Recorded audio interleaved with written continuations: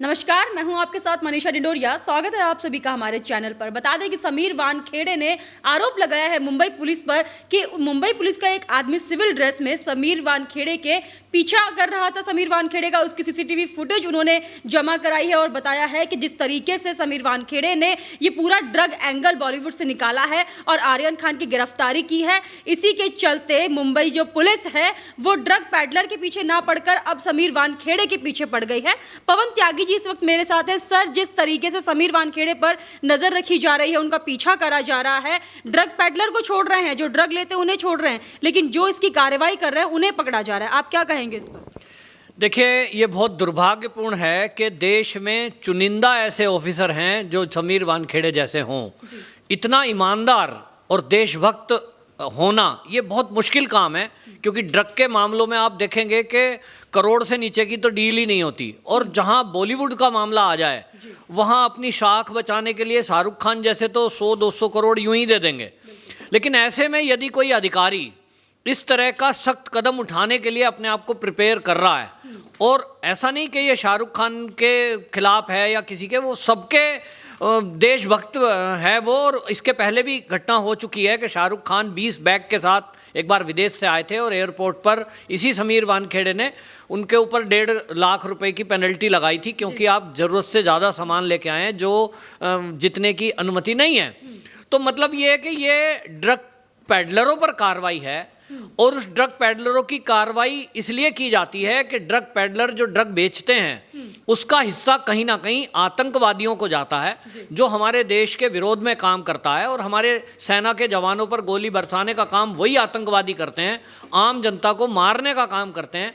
ऐसे में जब मोदी सरकार 2014 में आई है, उसके बाद से जीरो टॉलरेंस नीति के तहत बिल्कुल आतंक को जड़ से ख़त्म करना और ड्रग माफियाओं को ख़त्म करना, इस नीति पर काम हो रहा है।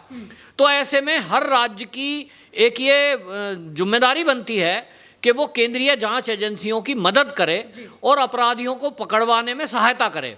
लेकिन महाराष्ट्र में हमने देखा कि जब भी केंद्रीय जांच एजेंसी कोई कार्रवाई करती है तो राज्य सरकार उसके रास्ते में रोड़ा बनती है, चाहे वो सीबीआई हो, चाहे वो एनसीबी हो, चाहे वो ईडी हो। जब भी कभी इन तीनों एजेंसियों ने छापेमारी की, उस पर राजनीति करने से बाज नहीं आते ये दल, और उसको घेरने की कोशिश करते हैं, और ये अभी भी हो रहा है। समीर वानखेड़े एक अफसर है, लेकिन कुल मिलाकर केंद्रीय एजेंसी है जो पूरे देश में काम करती है। अभी हाल ही में मुद्रा पोर्ट पर जो 21,000 करोड़ की ड्रग पकड़ी, उसमें तो समीर वानखेड़े नहीं थे, लेकिन सरकार की नीतियों के कारण अगर ड्रग माफियाओं पर कोई कार्रवाई हो रही है, उसमें सरकार सहयोग करने के बजाय राज्य सरकार, क्योंकि लोकल इंटेलिजेंस और लोकल पुलिस का भी रोल इसमें है, तो पुलिस का कोई रोल हम देख रहे हैं कि जहां समीर वानखेड़े जब से आए हैं मुंबई में इस एमसीबी में, तब से लगभग 300 के करीब छापेमारी हो चुकी है।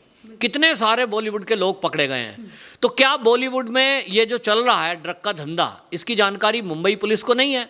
निश्चित रूप से होगी, क्योंकि जिस पुलिस को हम अभी तक ये कहते थे कि वो भारत की नंबर 1 पुलिस है, स्कॉटलैंड यार्ड से उसकी तुलना करते थे, इसलिए करते थे कि वो अपराधियों तक पहुंचने में, गैंगस्टरों तक पहुंचने में तत्काल कार्रवाई करती थी।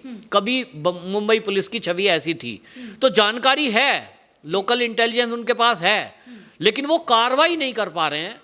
और मुंबई पुलिस कार्रवाई क्यों नहीं कर पा रही है, उसका नतीजा अभी पता लग रहा है। जिस तरह के खुलासे हुए हैं कि जो गृह मंत्री है सरकार में, वही पुलिस को कह रहा है कि मुझे तो पैसे उगा के लाओ। वो कहीं से लाओ, तो वो ड्रग माफियाओं से लेंगे, होटल वालों से लेंगे। जो अवैध धंधे गलत काम करता है वही तो पैसे देगा, रिश्वत कौन देगा? गलत आदमी देगा। तो सरकार की संलिप्तता गलत कामों में दिखाई दे रही है, अपराधियों के साथ दिखाई दे रही है, और इसलिए अभी तक कोई कार्रवाई जो नशे के कारोबारियों के खिलाफ हुई हैं, मुंबई पुलिस की तरफ से नहीं हो रही, एनसीबी की तरफ से हो रही है।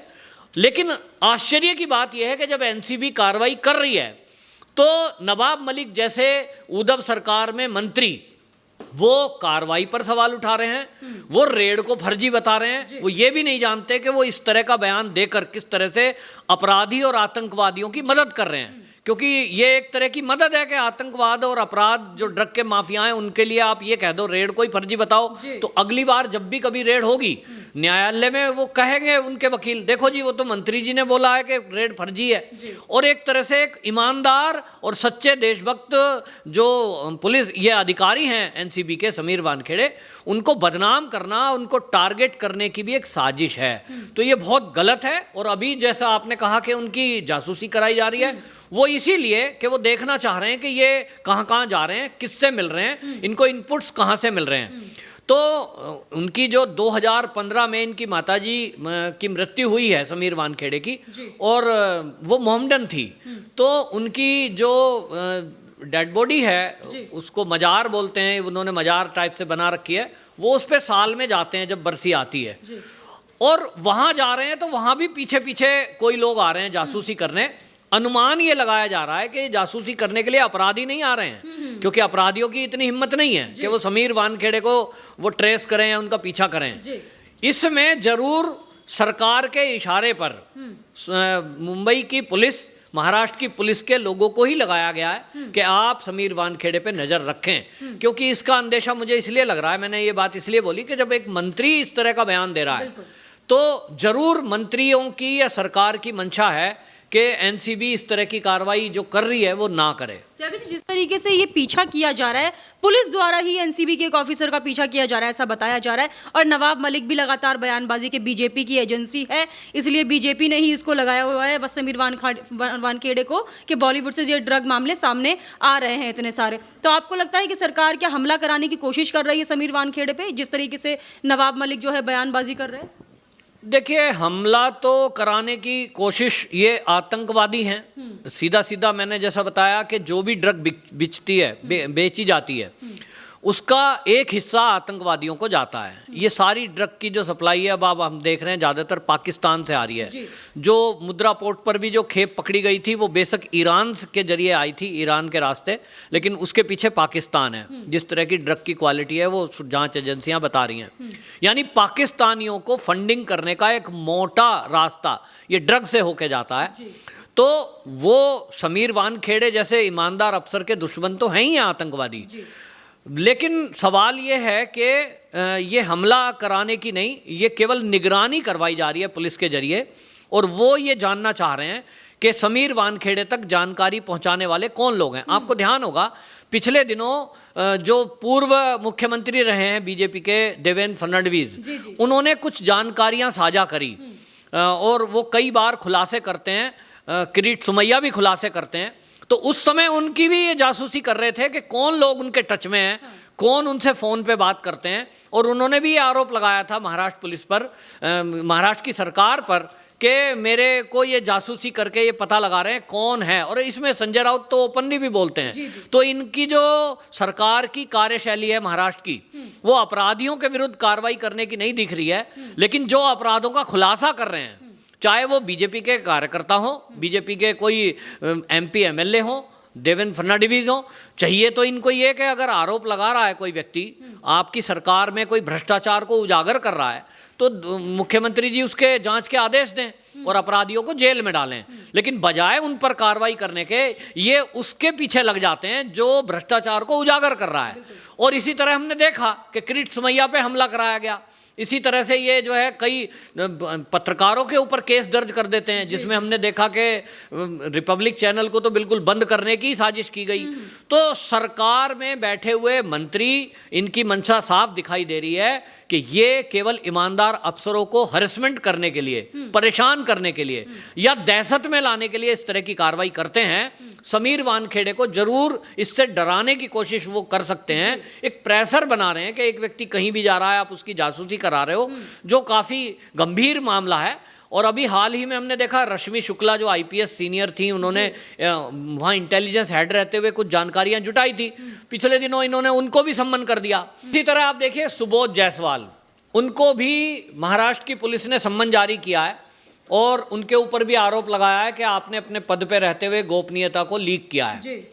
तो भ्रष्टाचार का, ट्रांसफर पोस्टिंग का आरोप पुलिसकर्मी ही लगा रहे हैं। उन्हीं के पूर्व कमिश्नर ने, परमवीर सिंह ने आरोप लगाया गृह मंत्री पर, उसकी जांच करने के बजाय, और जो देवेंद्र फडणवीस ने खुलासा किया था कि ट्रांसफर पोस्टिंग में यहाँ पैसे लिए गए हैं, जिसमें महाराष्ट्र सरकार के कई मंत्री और कई विधायक हैं, तो उसकी जांच नहीं करा रहे, लेकिन जो ईमानदार आईपीएस अधिकारी हैं उनको सम्मन जारी करके एक तरह से हरेसमेंट किया जा रहा है। तो ये बहुत गंभीर है कि आप एक ईमानदार अफसर के खिलाफ कार्रवाई करने के लिए तैयार हो जाते हैं, कार्रवाई करते हैं, दूसरी तरफ जो नशे के कारोबारी हैं, आतंकवादी हैं, अपराधी हैं, उसके खिलाफ महाराष्ट्र में कोई कार्रवाई होती नहीं है। तो जिस तरीके से अभी समीर वानखेड़े पर प्रेशर बनाने की ये कोशिश कर रहे हैं, चाहे विपक्ष के बड़े बड़े नेताओं, महबूबा मुफ्ती का बयान आया, नवाब मलिक कई बार बोल चुके हैं कि आर्यन खान मुस्लिम है इसलिए उन्हें टारगेट किया जा रहा है, वहीं अब महबूबा मुफ्ती भी बोल रही है कि उनका सरनेम खान है इसलिए उन्हें अभी तक छोड़ा नहीं गया है और गिरफ्तार किया गया है। महबूबा मुफ्ती तब क्यों नहीं बोली थी जब 2 अध्यापकों का नाम पूछकर उन्हें मार दिया गया था, और अभी आर्यन खान मुस्लिम है इस चीज़ का वो हवाला देते हुए उन्हें बचाने की कोशिश कर रही हैं? नहीं, मैं अगर इसमें उल्टा कहूँ, पहले बात तो यह है कि समीर वानखेड़े का पता करिए, जैसा मैंने पहले बताया वो भी मुस्लिम थी।